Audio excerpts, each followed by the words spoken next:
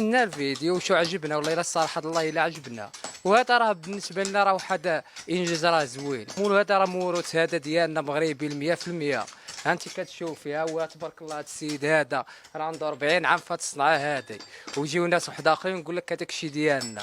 حنا هذه الصنعه هذه راه عندها قرون، ونتحداو اي واحد يجي لا قال لك ديالهم ويجيو يشوفوا واش الصنعه ديال يجيو يجلسوا يخدموها بيديهم. واصلا هاد الطين هذا ما كاينش شي بلاصه اخرى، كاين في فاس، وهذا موروث فاسي 100%. حنا هاد الصناعه التقليديه موروثنا في الدم.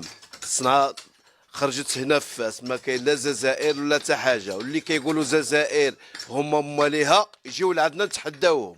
هاد الصناعه راه شريفه، اللي كيقول شي حاجه يجي لعندنا نتحداوهم في الخدمه، ونطلبوا الله سبحانه وتعالى هاد الصناعه تزيد للقدام.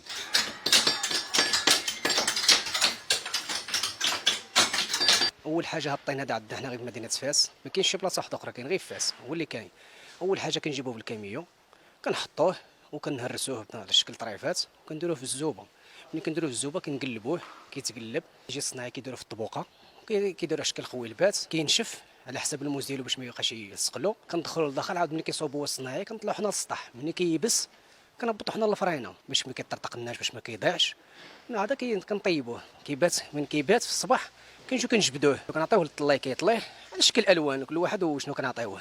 كنديروا نفس الخدمه عاوتاني حتى هي خصها 5 السوايع بين الطياب ديالها والسخونيه ديالها. صافي كنخليوه للزبون. الزبون كيجي داكشي كيشوف داكشي اللي خصو. بحال دابا كيشوف داكشي اللي ولا خصو، مثلا برايه ولا بيض ولا حمر ولا كذا ولا كذا. حنا داك الساعات كنسموا كنرضيو الكليان.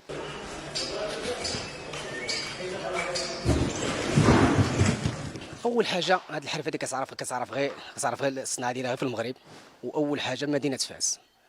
اللي قال شي حاجه غير كيكذب.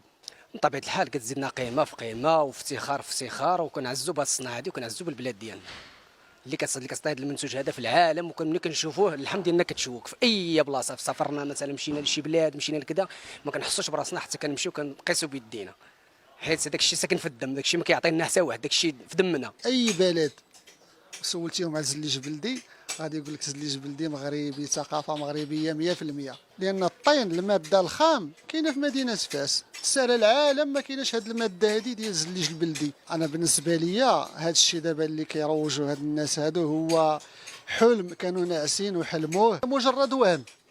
انا ما نبغيش نجاوب على واحد قال زليج البلدي ديالو، ما نبغيش نجاوبه، لان الا جاوبته كنعطيه قيمه. كل فسيفساء هنا عندها سميه، وهاد السميه ما يعرفها غير الصنايعي التقليدي، ما يعرفها حتى شي واحد. محسودين على هاد النعم اللي عطينا الله. هاد الثقافه المغربيه خاصنا نفتخروا بها ونحافظوا عليها، نحافظوا عليها لولاد ولادنا، الاجيال.